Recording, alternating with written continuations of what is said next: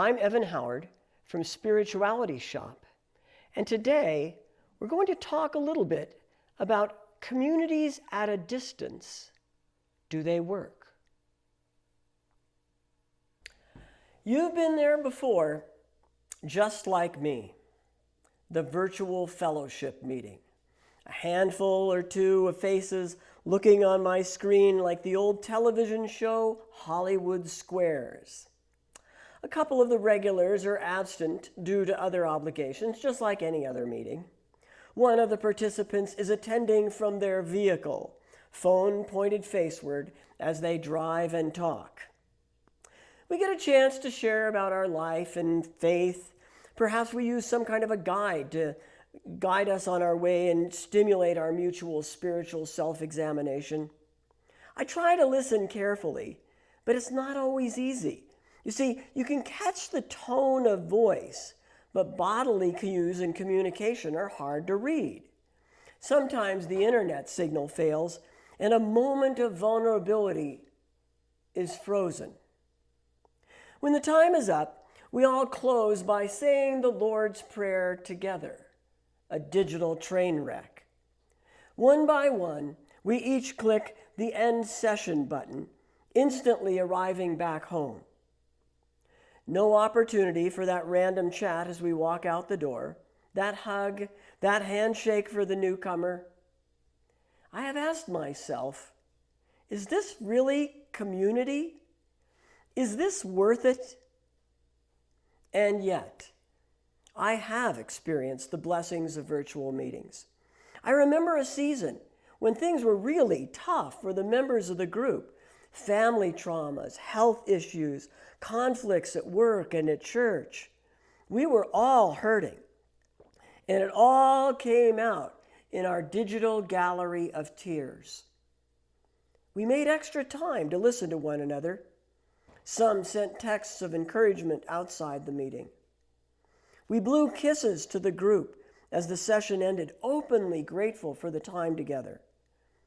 I also remember meetings with Christian sisters and brothers from closed countries or war-torn countries who experienced the freedom to share in ways that we simply are unavailable to us without virtual meetings. Distance fellowship groups and dispersed communities are on the rise. Fellowship groups, like Renovare's spiritual formation listening groups, or those exploring faith through Practicing the Way, offer formats for encouragement and support for Christians desiring to grow in discipleship. Dispersed communities, like the Iona community, the Order of the Mustard Seed, the Order of the Common Life, or the Northumbria community, raise the bar even further, bringing together kindred spirits who wish to make serious mutual commitments from both near and far. The question is, do distance fellowship groups and dispersed communities work? Do they actually provide faith formation, ongoing support, or authentic community? Or perhaps better, we should ask, what are the strengths and drawbacks of Christian community at a distance? In my own search for answers, I've explored distance communities in Christian history. I've poked around at research on digital relationships, and I've talked to leaders of Christian groups who actually do distance community. Let's begin with history.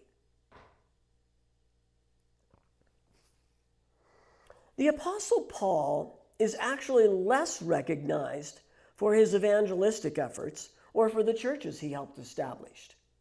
We know of Paul today, and we recognize his influence through a few letters he wrote.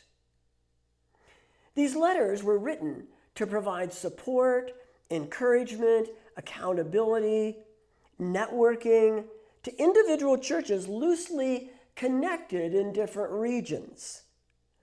The Christian church probably wouldn't even exist today were it not for the epistles of folk like Paul, who held the larger network of local communities together at a distance. Furthermore, apostles and prophets nurtured communities not only through their letters, but also by their visits, a practice that was followed in subsequent centuries. In fact, by the 4th century Council of Chalcedon, visitation became a standard practice among the communities of faith. Okay, you might say, that says something about the support of networks of communities, but what about the experience of a distance fellowship or a dispersed community itself? For that, I turn to the Jesuits, also known as the Society of Jesus. Ignatius of Loyola, founder of the Society of Jesus, upon official approval, immediately sent his first members off in all directions, scattering them to serve Christ in the church throughout the globe. Exciting, yes, but also a problem. John O'Malley writes in his account of the first Jesuits, if recruits were to be gained and members retained, they had to be instructed in what the society was about. Ignatius and his closest associates were keenly aware that the communication of the ideals, goals, and style of the society did not occur automatically, and that it had to be sustained on a consistent and ongoing basis. Now, O'Malley continues, this situation accounts for the extraordinary emphasis the Jesuit constitutions placed on correspondence as a means of achieving union of hearts. Got that word? Correspondence. Communication at a distance. The Jesuit constitutions explicitly declare that another very special help toward unity will be communication by letter between subjects and superiors. And the Jesuits practiced what they preached. By 1565, the society numbered about 3,500 members who were to maintain regular correspondence with each other and especially with Jesuit leadership at Rome. Again, O'Malley writes, the letters of Ignatius of Loyola alone fill 12 volumes, constituting the largest correspondence extant of any 16th century figure, none accepted. Some of these letters were copied and sent out to the entire membership, making them some of the first missionary newsletters in history. It appears that this system of communication worked, for the Society of Jesus became one of the fastest growing and most influential religious institutions in the history of the church. Now, we must note, however, the Jesuits were trained in a lengthy, face-to-face program of formation, that their leaders made extensive visits to various locations, and that they saw themselves as soldiers of Christ sent on mission. Now, as I see it, ultimately, this Jesuit emphasis on correspondence in the context of these other elements that I just mentioned together serve to strengthen the group identity and the camaraderie of a whole dispersed society. Next, let me say something about North American ministerial women's religious congregations. Early sisters. Congregation is the word that Roman Catholics use to describe a particular association of sisters or things. For centuries, the very thought of a ministerial women's order seemed an oxymoron. Women experimented with a variety of semi-monastic expressions in the context of forces which sought to keep women cloistered and quiet. Nevertheless, many women found creative ways to invent structures of ministerial community, even when it required adapting their housing arrangements. Sandra Schneiders gives the example of the Ursuline sisters. The Ursulines, she writes, who had been founded in Italy as non-cloistered educators, but had eventually submitted to cloister to avoid suppression, came to Louisiana in 1727 and undertook a ministry of education that ultimately led to their gradual emergence from the strict cloister and adaptation to the demands of the frontier. This would become the pattern of many groups of religious arriving from the continent who discovered the incompatibility between the ministry they came to offer and the restrictions of European-style enclosed religious life. The greatest challenge, however, to American ministerial religious life has come more recently in the wake of the renewal following the Second Vatican Council, 1962 to 1965. Congregations of sisters who staffed schools, hospitals, orphanages, who constituted the vast majority of vowed religious in the United States, and who by the 1960s were ultimately dwelling in semi-cloistered arrangements adjacent to their places of ministry, were obliged to explore alternative housing as their primary places of ministry were sold off or abandoned. Schneiders articulates the challenges women faced in the midst of this new dispersion and mobility. What kind of corporate witness can the congregation itself give? How does the congregation achieve and maintain its genuinely communitarian nature and life? How do its members support one another? How is ministry and life truly corporate and not simply individual? These sisters are learning how to make things work.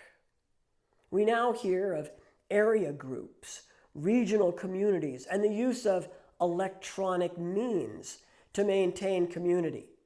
Jung-Un Sophia Park has explored some fresh ideas in her book, Conversations at the Well, explicitly mentioning the role of social media.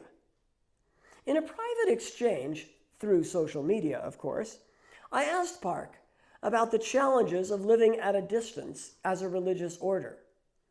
She expressed that this is a crucial concern for members of apostolic communities, emphasizing the importance of formation, of small group meetings, and of prayer and meals whenever possible. Okay, so when we look at the breadth of Christian history, we find that community at a distance can indeed work, but that it requires both intention and creativity. Christian community at a distance does not come naturally. The Apostle Paul and the Jesuits both employed letter writing as a vehicle for maintaining community at a distance. Visitation is frequently mentioned. American religious women are today talking about electronic means. Yet, this mention of electronic means raises a further question. Just how effective are electronic means at fostering community?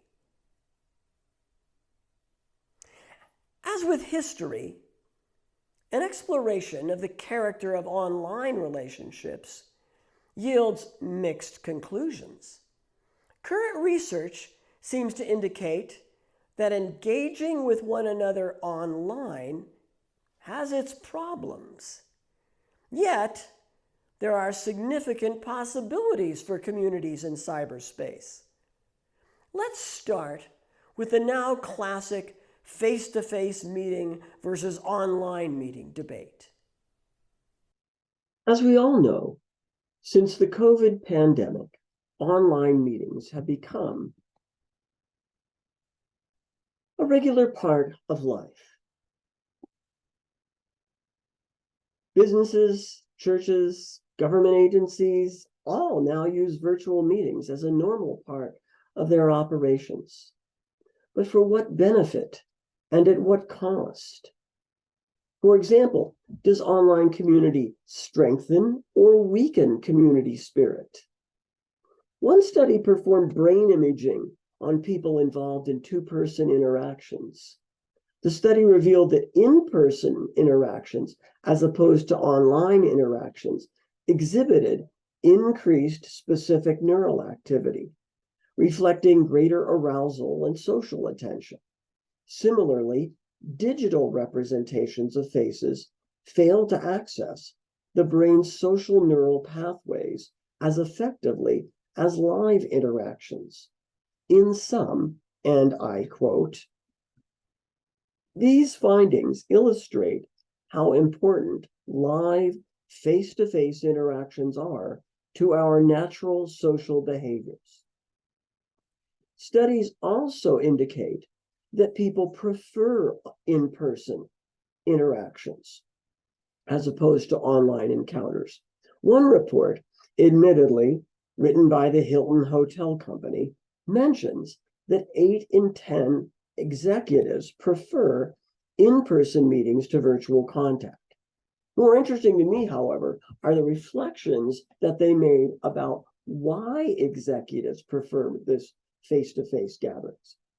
The article states, it's the intangibles that matter. A new relationship forged over a drink, a relaxing yoga class after a long day of panels, or a level of trust from a casual conversation and a handshake. Hard to measure, but significant, I think. So then, what do we discover when we explore the phenomenon of working at home? Does working at home increase productivity or community? My brief review of the literature suggests that working at home does indeed have the potential of improving production of individual workers, but perhaps at the expense of community. One Forbes report found that on the average, remote workers were more effective than hybrid workers and in-office ones, actually spending more office hours on the job. Yet the report continues. While improved effectiveness might sound great on the surface, it's essential to understand where exactly that hour comes from. More often than not, it's at the cost of the social dimension of work, as well as the employee's personal time. Remote employees report loneliness and poor life-work balance as the top challenges they grapple with.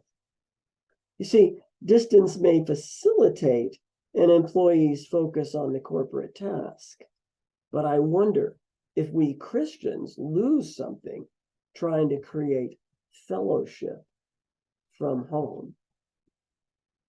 And yet, studies regarding the online gaming experience seem to suggest that meaningful relationship, meaningful community is frequently experienced online. Researcher Brian Lufkin summarizes, gamers have known for a long time something that everyone else is starting to figure out. There's community connection on the other side of the screen. Long before the pandemic, Mark Griffiths from Nottingham Trent University published a study that showed that a quarter of 11,000 players of the online role-playing game EverQuest said that their favorite part of playing the game was connecting with other players. The explosive growth of online gaming during the pandemic demonstrated its ability to facilitate a sense of community at a distance. Again, Lufkin declares, with the rise of social media, gamers, particularly in Gen Z, have perfected the art of building communities in and around video games. Gamers don't just compete with strangers on the internet, but they forge genuine, enduring relationships. Powerful evidence for community at a distance indeed. Yet, we must remember, online gaming involves serious commitment, much more than our weekly fellowship gatherings. Gamers devote many hours of time each week to interaction with their group.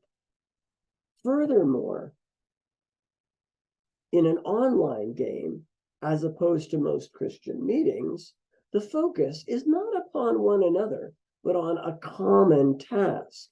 And gamers might be able to see an icon who they're playing with, but the real focus is the game itself that we are navigating together.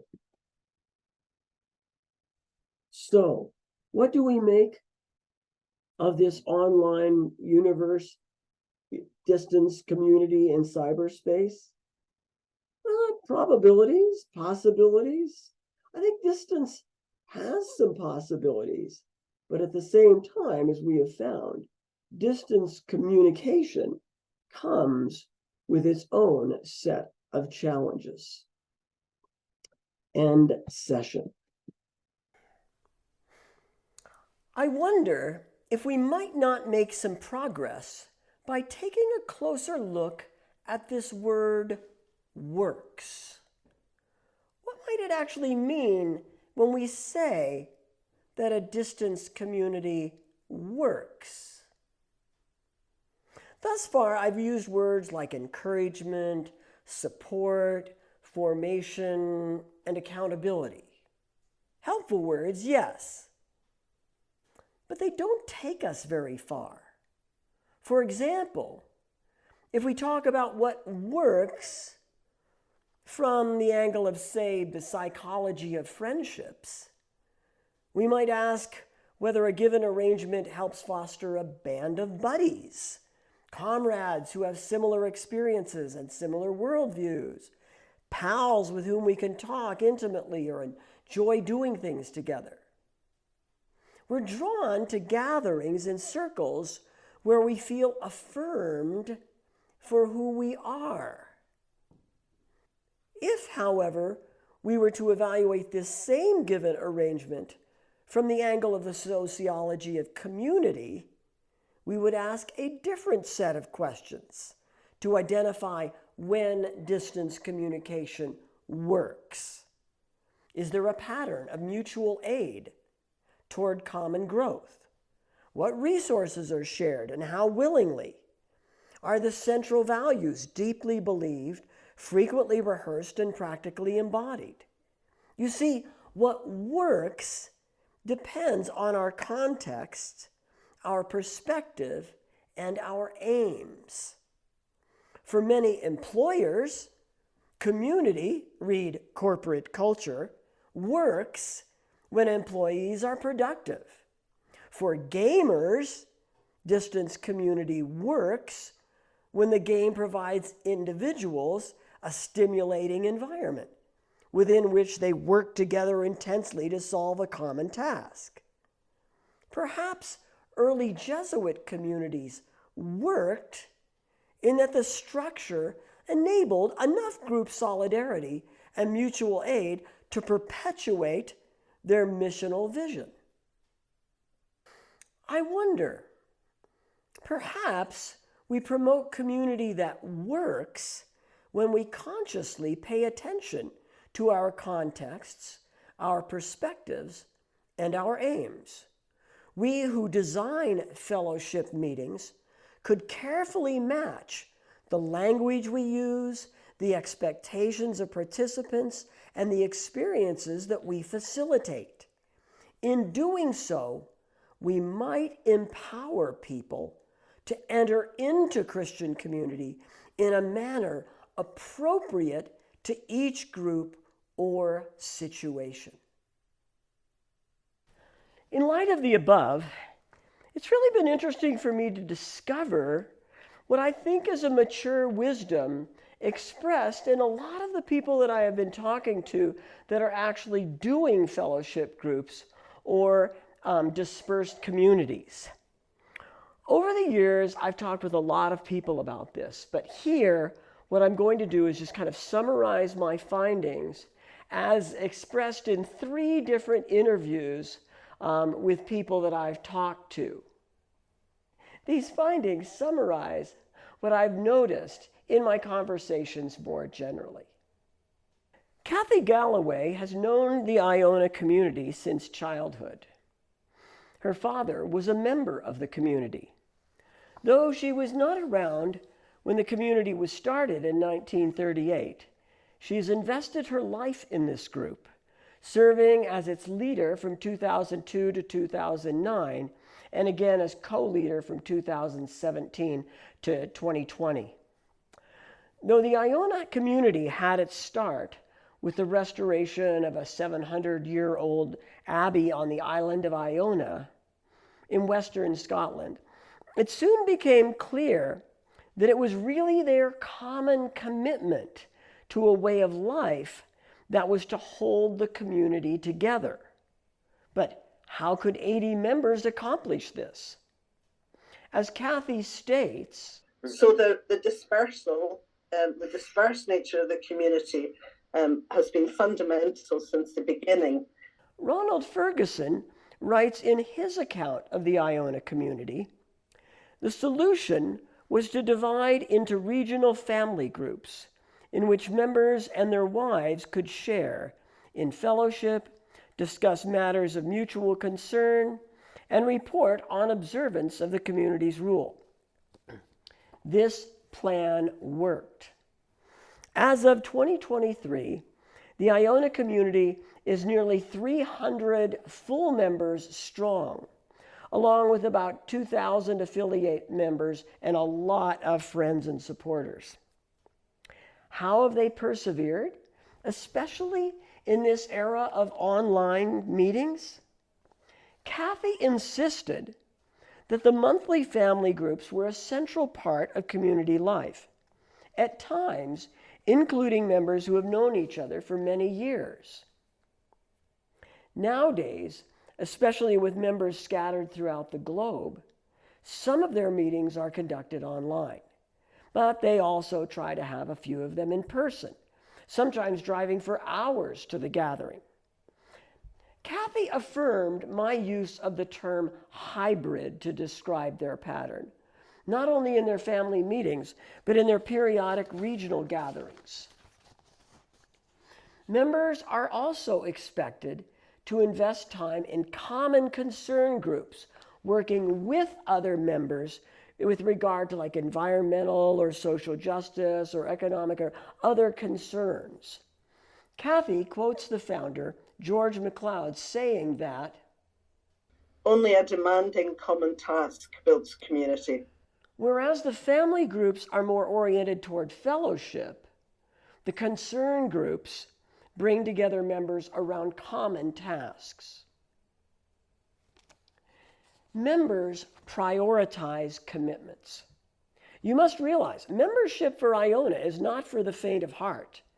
Kathy describes it like this. So once a year, we examine our membership over the past year. And we do a financial accounting to one another. We do an accounting for our use of time. And we account for we don't just account for our giving, we account for our whole financial, our whole economic basis. Mm-hmm. We account for our time, we account for our carbon use. And we account for our faithfulness to the membership of to the life of the community.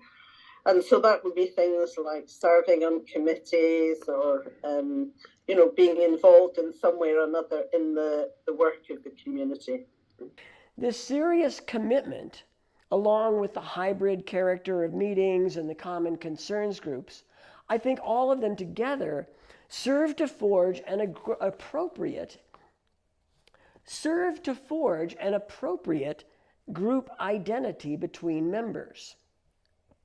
It also might be mentioned that the journey to full membership involves a 2-year preparation, requiring 2 in-person sessions of 3 weeks each. As a teacher who has taught face-to-face classes, hybrid classes, and online classes, I can affirm that these 2 intensive sessions over a long period of time, or a period of time, or weeks, and face-to-face, these forge bonds between the students that then get carried on through the face-to-face or through the online piece of the relationship. Kathy also mentioned the importance of the place of fun in the group. another thing that probably keeps the Iona community going is that it has quite a strong sense of fun. You know, we kind of think if you can't loosen up and have some fun, it's all over. Iona has persevered as a dispersed community through wars, pandemics, leadership changes, and much more. I suspect it will never go viral. The requirements are just too demanding. But perhaps the requirements themselves are a part of what makes the Iona community a creative and stable expression of the gospel, even at a distance. Brian Homeyer is the Director of Formation and Learning for the Order of the Common Life. The Order of the Common Life is a much newer expression than the Iona community. Jared Boyd, founder of the Order, speaks of a 2012 meeting of a few leaders of the USA Vineyard movement. The questions driving the meeting: number one, is there room in the vineyard for a monastic expression? Number two, if there is room, what might such an expression look like? Though the order began with a dream of an agricultural community on a piece of land, it seems that God blessed, as Brian recounted, the dispersed expression.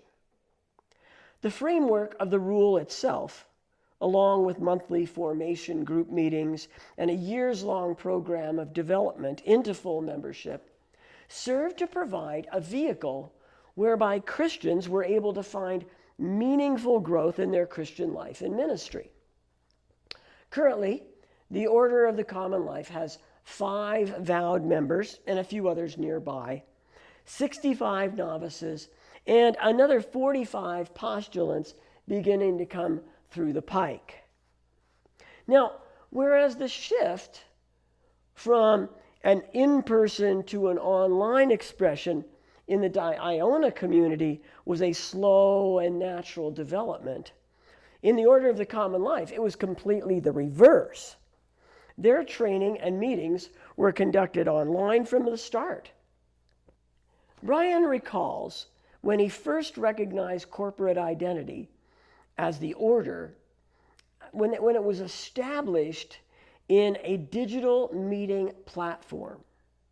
It wasn't until we kind of settled on a community platform, so Mighty Networks, when there's this kind of digital space that we're able to kind of come to, so to speak, and see the traces of other people, see what people have posted, at least see people's pictures. There was, for me, I got to experience, and I believe I've heard this from others, there's this experience of having a space that's shared, even when it's disembodied, even when it's digital. Now, with increased numbers, some formation groups are located near enough to each other that they can begin to start driving for a couple of the meetings here and there. There are even dreams of someday having an Order of the Common Life residential expression.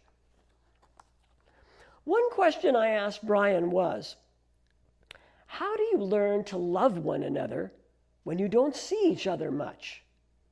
Brian brilliantly commented that while in many formal religious orders, the emphasis is on learning to love one another in community, the primary focus in the Order of the Common Life is not so much the group itself, but rather the participants' own circles of home, work, and church. I think the invitation that we're making to people is not primarily to be formed into the person who loves their brother or sister in the order, but who loves the person in their local church, who loves the person next door.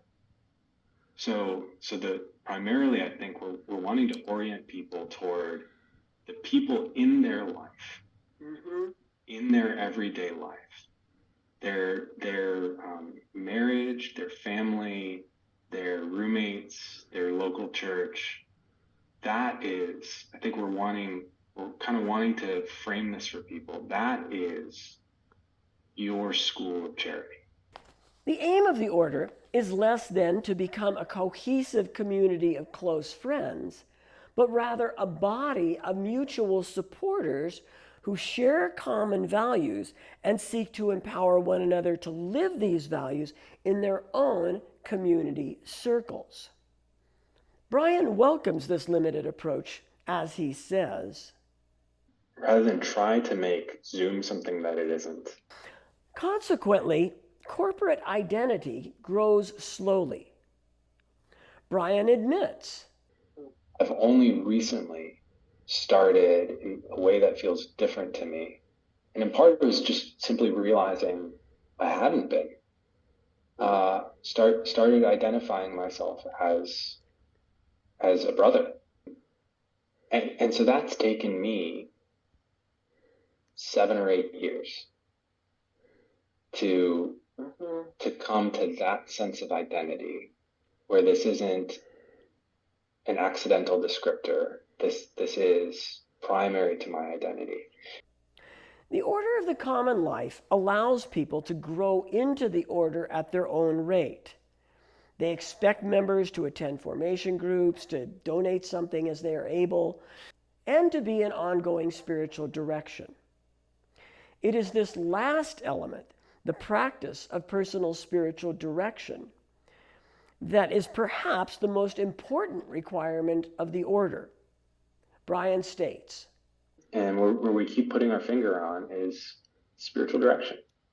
through reflecting on their own life in the context of ongoing spiritual direction, and then reflecting on their assimilation of the values of the Order of the Common Life through the monthly prompts and their formation groups, members of the Order of the Common Life find a mutually supportive path to embodying the life of Christ in the midst of their own local communities, a distant community for the sake of distant communities.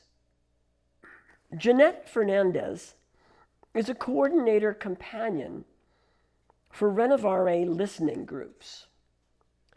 In previous decades, Renovare sponsored what they called spiritual formation groups. More recently, they have shifted to an emphasis on what they now call listening groups.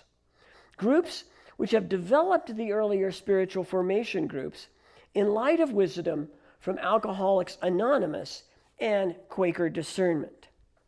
Listening group members are not processing toward any kind of vows or strong long-term commitment. They commit to no common task amongst each other either. Entrance to the group involves simply a completion of an interview to make sure the potential member understands the distinctives of a listening group as opposed to a Bible study or some other kind of group.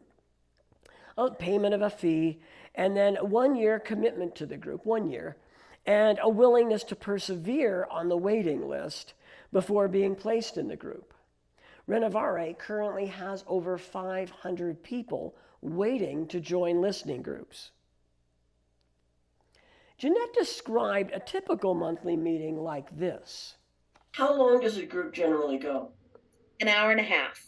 Okay. Let me think for a minute. 2 hours. You know, you have the half an hour at the beginning. How's your wife doing? Blah, blah, blah. You know, you told me about that you had a sore foot. How's it going?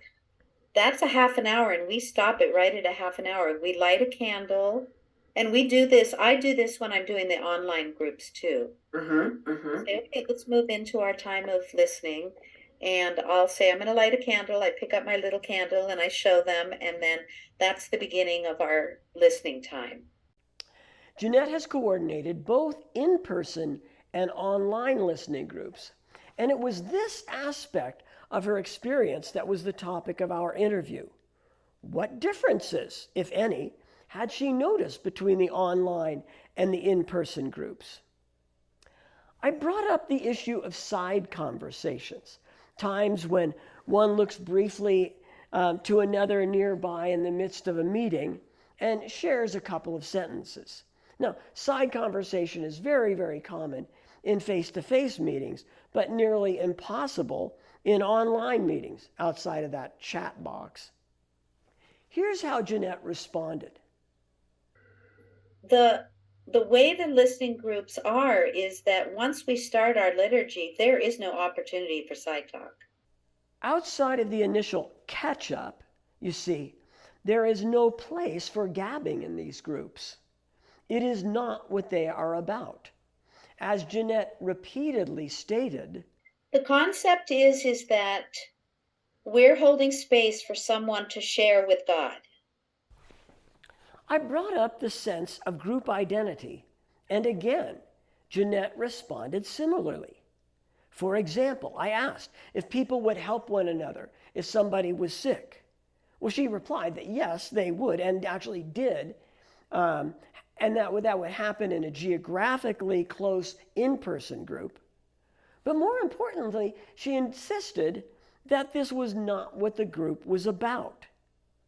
It's not our intention, Jeanette stated. I think listening is the big deal. Jeanette insisted listening is the big deal. Some people seem comfortable listening in a digital environment. They're not put off by the lack of nonverbal cues.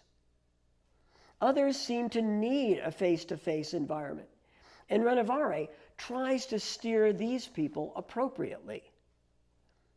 Nevertheless, one of the benefits of online groups is that they can accommodate people scattered over a wide range of geography, where in-person meeting would simply not be possible. This, I think, is distance fellowship tailored to the design of the meeting, the personalities, and the circumstances of the members.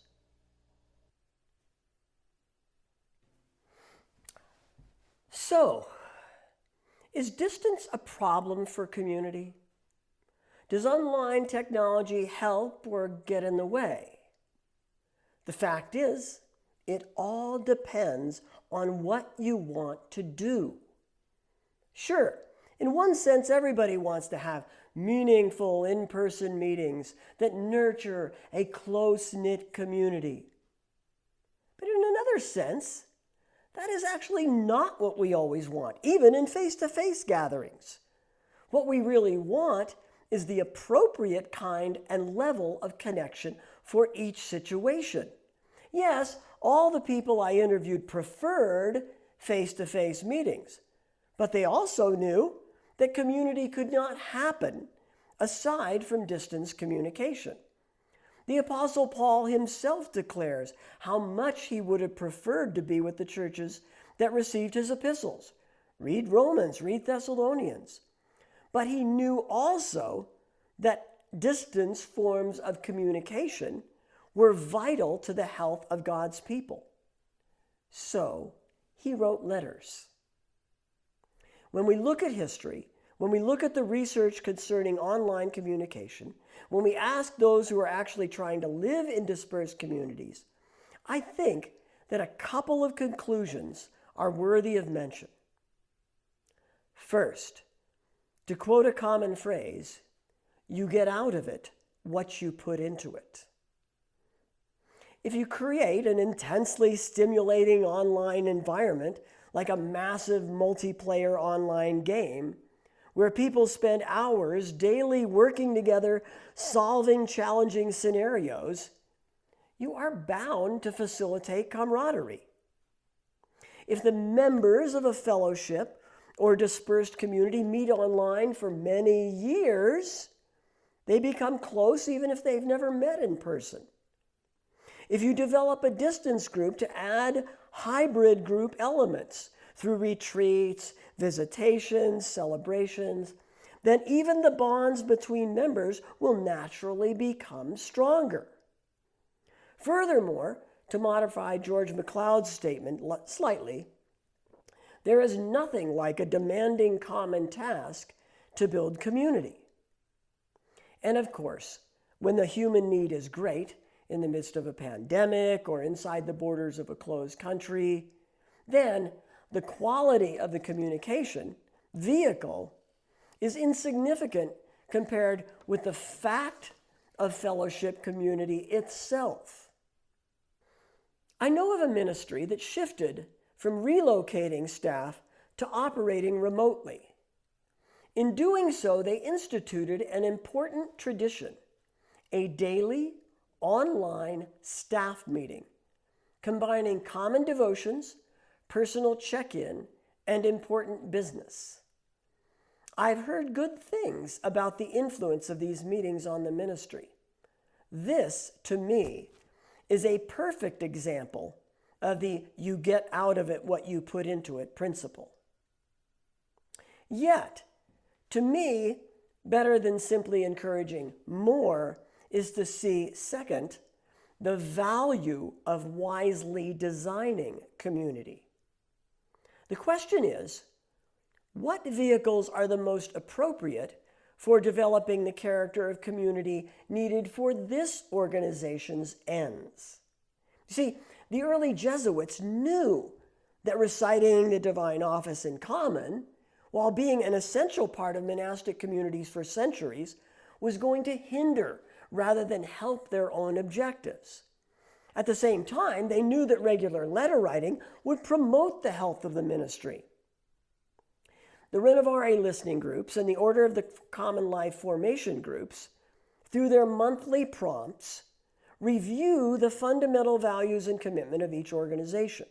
While not serving as intensive training, they provide sufficient exposure to the valuable values of the group. Indeed, the very structure of mutual holding space, as Jeanette put it, creates a level of community that is precious to the formation of Christians, even though members may not ultimately become best buddies. Some personality types will take to distance relationships easier than others. In some circumstances or some organizations, these side conversations are essential to the kind of community needed. Some groups focus on common tasks, while others just remember the high points of their month. Some mentoring situations require the you watch me do it, we do it together, you do it and I watch environment. If you're trying to model the life of the early church in the book of Acts, sharing time, finances, housing, and more, then you're going to have to make arrangements for this. As I mentioned above, American women sisters are experimenting with these very values. In the end, my answer to the question, does community at a distance work, is yes. It works in many situations because people have prayerfully and thoughtfully attended to the goals of the group and the vehicles used to facilitate appropriate connection. Yes, we provide permission for members to grow to become a close-knit family, but our aim is not necessarily to expect this to happen in every instance. Our aim is simply to facilitate the love of God and love for others as best we can in the midst of the realities that are in front of us right now. I hope this talk has been helpful. And if you want more, in the summer of 2024, a published version of this will be available in the Teleios Journal. I hope you can read it there. And stay tuned for more videos and all kinds of stuff on my website at spiritualityshop.org. Thank you.